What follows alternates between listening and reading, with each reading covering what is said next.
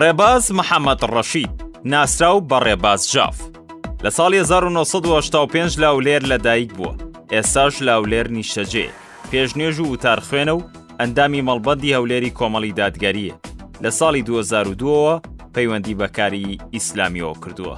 هەڵگری بڕوانامەی یەک ناوەندیە لە ساڵی 2004، دووەم قوتابخانەی عەبدوڵڵای کوڕی عومەر لە ساڵی 2010، سێم دەرچووی زانستە شەڕعیەکانە لە ساڵی 2015.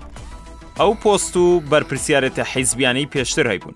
یەکەم ئەندام ڕێکخراو لە ساڵی 2013، دووەم کارگێڕی ناوچە لە ساڵی 2017، سێم بەرپرسی ئەنجومەن لە ساڵی 2012، چوارەم ئەندامی مەڵبەند تا ئێستا.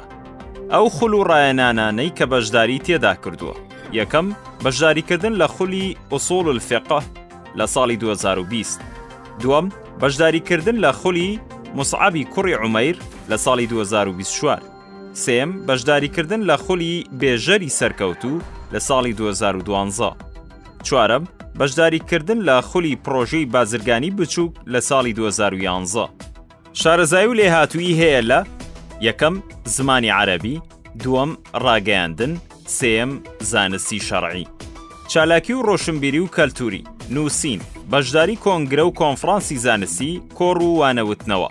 یەکەم کۆنفرانسی ناوچەی مەڵبەندی هەولێری کۆمەڵی دادگەری، دووەم کۆنگرەی چوارەمی کۆمەڵی دادگەری، سێم چالاکی سەنتەری گەشە بۆ پێگەیاندنی تاک.